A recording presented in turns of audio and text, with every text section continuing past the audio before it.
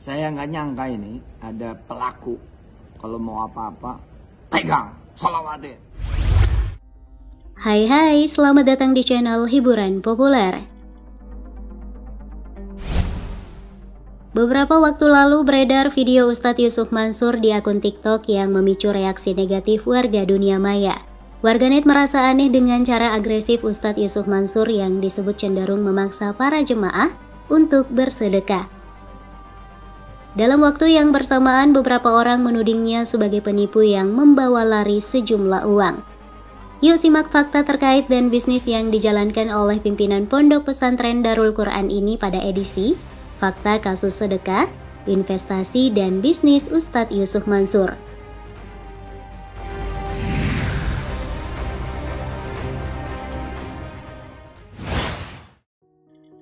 Profil Yusuf Mansur.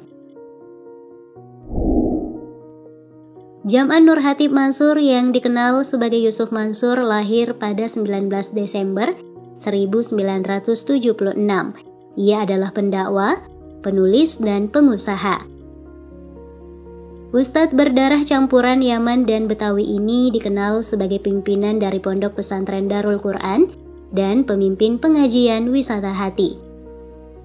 Ustadz Yusuf Mansur menikah dengan Siti Maimunah dan dikaruniai 5 orang anak. Salah satunya yang cukup dikenal publik adalah Wirda Mansur. Sejak muda Yusuf Mansur memang sudah tertarik berbisnis. Ia sempat mencoba beberapa bisnis dan terlilit banyak hutang hingga menyebabkan dirinya masuk penjara. Sekeluar dari penjara, ia berhijrah dan terus mencari peluang usaha hingga sukses menjadi pengusaha dan pendakwah. Sayang dalam perjalanannya usaha itu kerap mendapat sandungan, terutama tudingan sebagai penipu dan memiliki usaha bodong.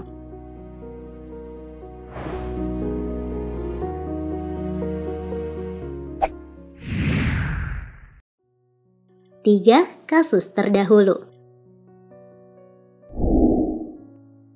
Tahun 2013, Ustadz Yusuf Mansur dilaporkan 5 jamaah yang berinvestasi pada kamar-kamar di kondotel yang akan dibangun di Yogyakarta yang saat itu ditawarkan oleh Ustadz Yusuf Mansur.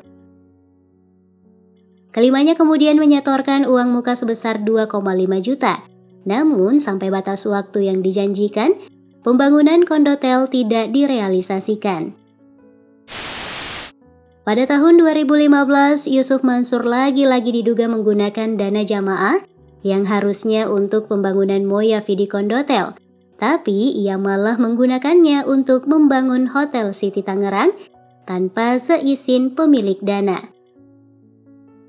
Merasa tertipu lagi, kelima korban yang tergabung dalam jamaah tadi meminta Yusuf Mansur membayar ganti rugi kepada setiap korban sebesar 5 miliar. Lantas pada tahun 2020 Yusuf Mansur diperiksa sebagai saksi dan perkara Perumahan Multasam Islamic Residence yang dijanjikan siap huni pada awal tahun 2020. Sebagian besar konsumen telah melunasi cicilan pembayarannya sejak tahun 2016. Namun, lokasi perumahan yang dijanjikan masih berupa rawa-rawa dan tanah kosong. Apalagi polisi mengkonfirmasi jika seluruh lokasi yang dijanjikan tersebut ternyata milik orang lain. Banyak didoakan oleh kawan-kawan, mudah-mudahan Allah kasih saya jalan yang benar, jalan yang lurus seperti doa-doa saya. 2 kasus terkini. Seperti video viral yang disebutkan di bagian awal, dalam video TikTok terlihat Ustadz Yusuf Mansur meminta para jemaah wanita untuk menanggalkan perhiasan dan memberikan kepadanya.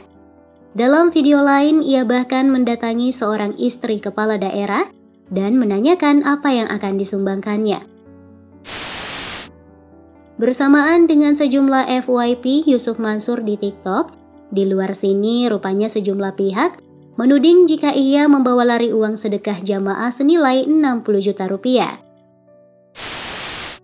Beberapa hari kemudian 12 orang diketahui menggugat Ustadz Yusuf Mansur terkait investasi pembangunan hotel di Pengadilan Negeri Tangerang. Pengacara penggugat sekaligus korban Ikhwan Tony mengatakan, kliennya telah memberikan sejumlah uang pada Ustadz untuk membangun hotel dan apartemen, tapi hal itu tak terrealisasi.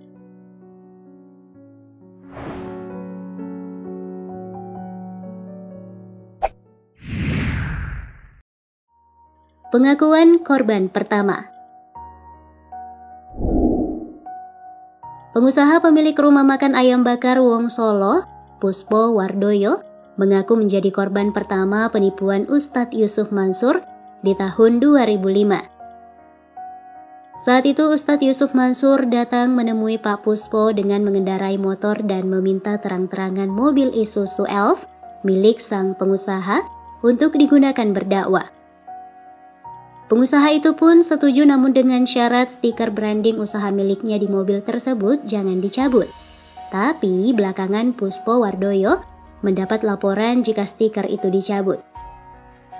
10 tahun kemudian supir Ustadz Yusuf Mansur datang menemuinya dan meminta BPKB mobil tersebut. Namun Puspo Wardoyo menolak memberi.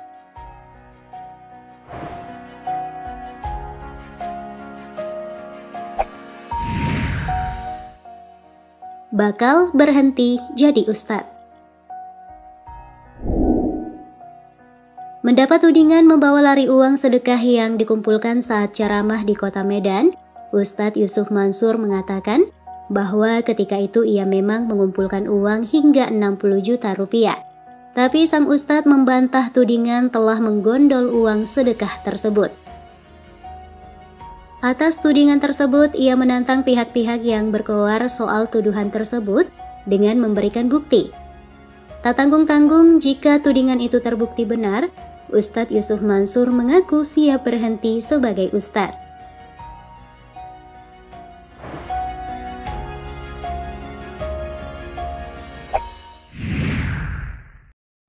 Bisnis dan sumber penghasilan.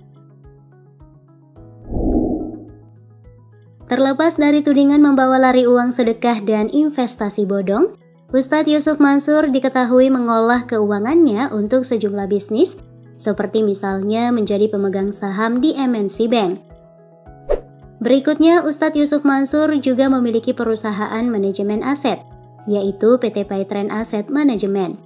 Perusahaan ini berbentuk aplikasi semacam e-wallet yang bisa digunakan untuk pembayaran dalam jaringan, seperti tagihan rutin, pembelian pulsa elektronik, dan tiket perjalanan. Terakhir, pria berdarah Betawi ini juga memiliki sejumlah bisnis kuliner, seperti warung Steak and Shake, Bebek Haji Slamet, dan Steak Obon. Divisi kuliner yang dikelola Yusuf Mansur ini disebut mempekerjakan pegawai hingga 2.000 orang, dengan transaksi per tahun mencapai 500 miliar rupiah.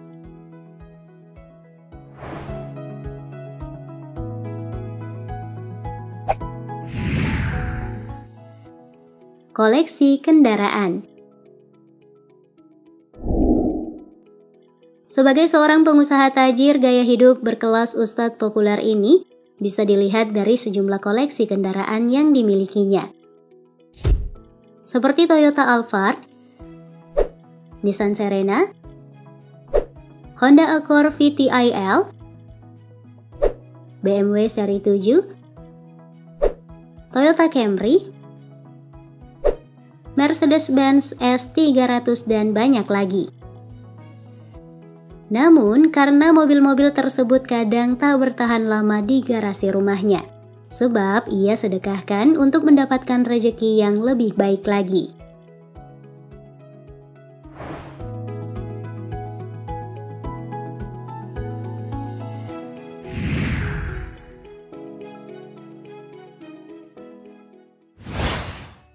Guys, itu tadi profil Ustadz Yusuf Mansur yang dikenal sebagai pendakwah dan pengusaha yang kerap memberi ceramah tentang keajaiban bersedekah dan mendorong setiap orang melakukannya.